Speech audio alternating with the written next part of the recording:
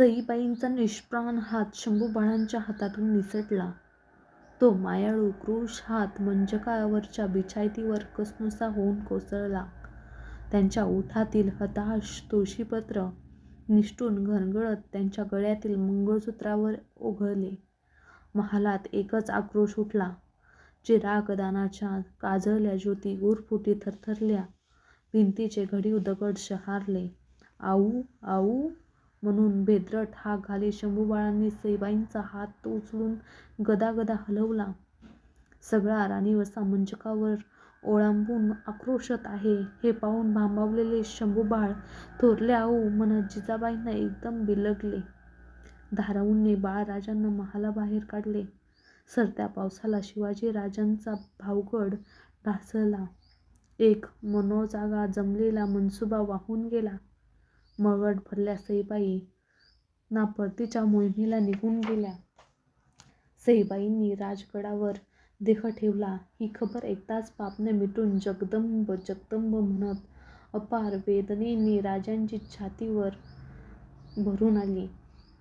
राजांनी छातीवर हात ठेवला. टाकोटाक ते प्रतापगडावरून राजगडी आले. त्यांच्या थोरल्या राणीच्या पेटत्या चितेबरोबर त्यांच्या एका सावळ्या भावूक मनसुब्याची चिता जळत होती. सईबाईंच्या कैक रूपांच्या ज्वाला फरफरत होत्या. फर्जंद शिवाजीराजे भोसले त्यांच्या दाहाने होरपळून निघत होते. तशा राजाच्या राणीवंशात तर आणखी राणीसाहेब होत्या, पण सईबाईत त्यांच्या मनाचा दिलगाव गुंतला होता. वीराला पहिल्याने कमरेला जडलेली तलवार आणि आपल्यासमोर बोहल्यावर चढलेली पहिली स्त्री विसरता येत नाही. शब्दांना संकोच आणि डोळ्यांना संवाद अशी राजांची आणि सईबाईंची खानदानी मर्मजोड होती. भक्कम एटदार गडाला फेर धरून वळणदार माची असावी तसा तो राजस नातेबंध होता.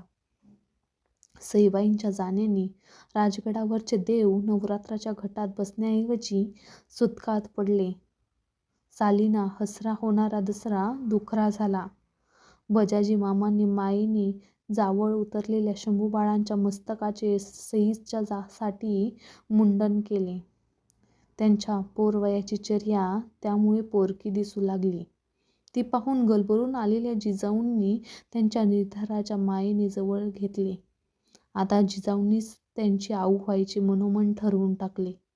भोसल्यांच्या तडा गेलेल्या साऱ्या तटबंदी सांधण्यासाठी जिजाऊ त्या घराण्यात आल्या होत्या. मुंडन झालेले बाळ शंभूंना जवळ घेऊन राजे आपल्या महालात मंचकावर बसले होते. त्यांचा एक हात शंभूच्या पाठीवरून आणि दुसरा हात छातीवरच्या माळेतील कवड्यावरून फिरत होता. त्यांच्या मनाला एक बाजूने सईच्या आठवणींनी आणि दुसऱ्या बाजूला अफजलखानाच्या वाईतल्या तळाने वेढा टाकला होता. आबा, आऊ कुठे गेल्या? शंभूबाळांनी राजांना विचारले. त्या सवालाने राजे थरथरले.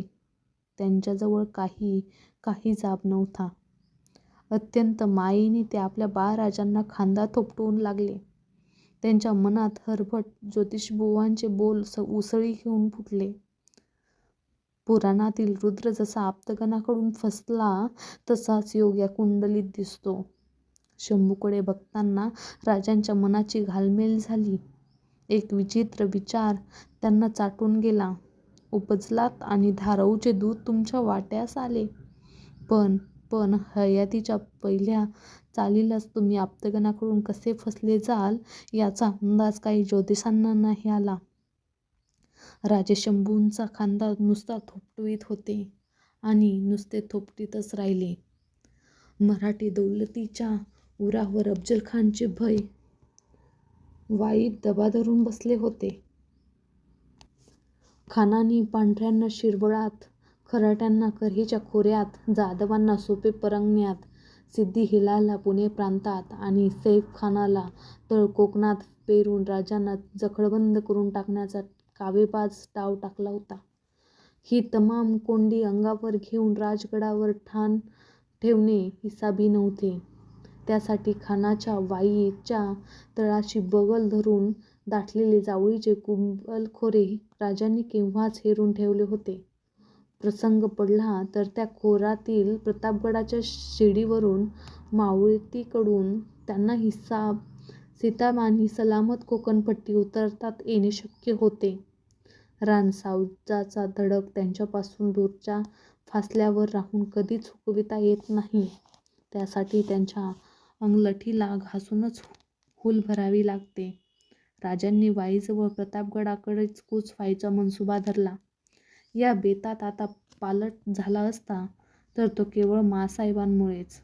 नुकत्याच सुनबाई गेल्या असताना कुसव्याची एकुलती एक यादगीर असलेल्या राजांना निरोपाच्या दही कवड्या जिजाबाई देतील की काय या कल्लोळ माजलेल्या त्या माऊलीच्या काळजात थांबवण्यासाठी त्यांनी मायेचा पायगोवा घातला तर ते सारेच टाळण्यासाठी राजगड सोडताना आऊसाहेब भेटीसाठी न येत तसेच करावे असा सल्ला खुद्द राजांनी जिजाऊंच्या खाजगीच्या कारभाऱ्यांना दिला. तो देताना त्यांच्या हात गळ्यातील माळेच्या कवड्यावरून थरथरत फिरला. मनात विचारांच्या कवड्यांनी कितीतरी डाव टाकले. आणि जर खानाच्या मोहिमेतून परतीची वाट आम्हास नाहीच दिसली तर सईच्या जात्या पायाचे ठसे आम्हास पुढच्या दौडीचा माग देतील आणि माँसाहेब आमच्या नावानं जगदंबेच्या भंडाऱ्याची चिमट शंभूबाळांच्या कपाळी भरून खाशाश्रीच्या राज्याची बेलरोटी उचलतील. भवानीनं तेवढं फळ त्यांच्या चिमटीत भरलं आहे. पण आमचे शंभूबाळ तो भंडारा पेलतील. माते वेगळा पोरका दिसणारा अश्राप जीव तो छे भोसला आणि पोरका होणं नाही. आमच्या महाराज साहेबांना पोरपणीच घोड्यावर मान घ्यावी लागली. आम्ही सुद्धा तसेच पुण्याच्या बरड जहागिरीत दाखल झालो. प्रसंग पडला तर त्याच वाटेवर शंभूबाळांनाही धावणी करावी लागेल. एकदा उपजलात जगदंब म्हणून श्वास घेतला की भोसल्यांना तो हयातभर इमानाची संगत करतो. मग पोरकं पण त्यांच्या वाटेला कधीच जात नाही. राजांनी मन बांधले. त्या पंखाखाली मायेच्या उंबऱ्यात त्यांचा जीव पोचला. तेच पंख कठोर मनाने दूर करणे भाग होते. त्याशिवाय निळ्या आभाळात भरारती झेप घेताच येत नव्हती. स्त्रीच्या राज्याचे स्वप्न रेखताना मायेच्या नात्यांना सत्य डोळ्याआड सारावेच लागते. राजांना खाजगीची नाती नसतात. नाती नसणे हेच त्यांच्या दौलतीचे नाते असते. राजांनी दौलतीचे नाते निवडले. राजगड सोडण्याचा दिवस उजाडला. राजांनी स्नान आटोपून शिवलिंग पूजा बांधली. आपला महाल सोडून ते सदर चौकाकडे निघाले. राणी उषाच्या महालात त्यांच्या जाण्याच्या मोहरा धरून महिरपी आड उभ्या असलेल्या राण्या पटापट बाहेर येऊन त्यांची पायधूळ कपाळाला लावून संकोचून उभ्या राहिल्या. सईबाईंना खाजगीचा महाल येताच राजांचे पाय त्यांच्यासमोर क्षणभर घोटाळले. एक वार त्यांनी त्या रित्या महालावर नजर लावली आणि भरल्या मनाने झपाझप ते सदर चौकात आले. नेताजी, येसाजी, संभाजी, कावजी, सदोजी थोपटे यांनी राजांना मुजरे घातले. सिदोजीराव, शंभूबाळ कुठे आहेत बघा. राजांनी आज्ञा केली. जी म्हणत सिदोजीराव सदरेवरून धाराऊच्या दालनाकडे निघून गेले.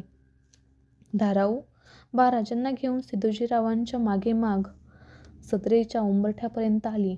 खासे राजे सदरेवर असताना बाई माणसाने सदरेवर कसे जायचे म्हणून शंभूबाळांना हात सोडून ती थांबली. पण ते कसले हट्टी. त्यांनी धाराऊचा हात पुन्हा धरून त्यांना सदरेवर ओढायला सुरुवात केली.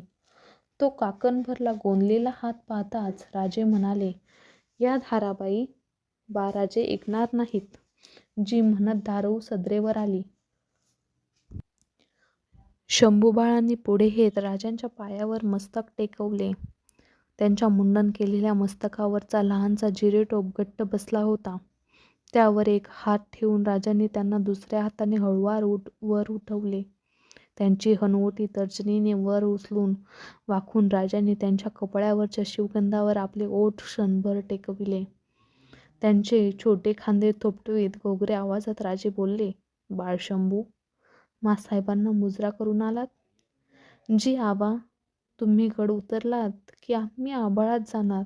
शंभूबाळांनी हात उंच करून आभाळ दाखविले. ते कशाला? आमच्या आऊसाहेबांना मुजरा करायला. थोरल्या मासाहेब म्हणतात त्या वर गेल्यात. शंभूबाळांच्या बोलांनी सारी सदर चरकली. राजांचे डोळे सदरेच्या बगलेला असलेल्या जिजाऊंच्या महालावर जडले. उरात कल्लोळ माजला. धाराऊ शंभूबाळांना घ्या. निर्धाराने राजांनी महाराजांना तोडून धाराऊच्या हाती दिले. चला मंडळी म्हणत राजे सदर चौकाबाहेर पडू लागले. निम्मी शिम्मी फरसबंदी ते चालू गेले नसतील तोच रणशिंगाच्या ललकारीसारखी मायेच्या जरबेने थपथपलेली साद सदरेच्या बाजूच्या त्यांच्या कानावर पडली. शिवबा, आमची गाठभेट न घेता चाललात, आम्हास पाठमोरे झालात. पाठीवर थाप भरभरणाऱ्या चंदी खरारा करणाऱ्या घोडेपारख्याने मागून इशारतीची साद घालताच जातिवंत एरवी घोडा भरल्या कानाने मोहरा फिरतो तसे राजे गर्रकन वळले. तरातरा चालत त्यांनी सदर पायऱ्या मागे टाकल्या. त्यांच्या केशरी टोपाला जखडलेली मोतिलक लडालड हिंदळत होती. छातीवरच्या कवड्यांना माळेला हबके बसत होते. जिजाऊंनी डोळ्यांना डोळा भिडवताना त्यांना धीर धरत नव्हता. तडक जाऊन त्यांनी आपल्या मासाहेबांच्या सात्विक गोऱ्या पायावर आपले मस्तक विसावले. त्यांचे खांदे मायेने पकडून त्यांना उठवीत जिजाऊ बोलल्या, उठा. कोण म्हणतं आम्ही तुम्हास रोखून धरणार? भोसल्यांचा कबिला कधीच गजदिल नव्हता, असणारही नाही. सुखे जा. आमच्या शंभूराजांचे, तुमच्या दाता महाराजांचे पुरते उसने घ्या. खानाचा खात्मा करा आणि ध्यानात ठेवा, आम्ही तुमच्या परतीच्या वाटेवर नजर जोडून आहोत. घ्या. म्हणत जिजाबाईंनी धाराऊकडे पाहिले. तिने दह्याची वाटी जिजाबाईंच्या हाती दिली. जिजाबाईंनी दह्याच्या घट्ट कवड्या राजांच्या गुलाबी तळहातावर ठेवल्या. त्या ओठाआड करून राजांनी क्षणभर जिजाबाईंच्या डोळ्यात पाहिले. त्यांना वाटले भवानीची मूर्तीच मासाहेबांचे रूप घेऊन समोर खडी आहे. या, औक्षवंत व्हा. आई अंबा तुम्हास यश देणार थोर आहे. जिजाऊंनी राजांना आपल्या मिठीत घेतले. कसल्या तरी अज्ञात विजेने आपल्या उरात भातात ठासून भरला जातो असे राजांना वाटले. येतो आम्ही म्हणत राजे मिठीतून मोकळे झाले. मासाहेब शंभूबाळांना जपा. गुमाजी बाबा, फिरकोंची बाबा, सिद्धोजीराव तुमच्या दिमतीला मागं ठेवतो आहोत. जय भवानी.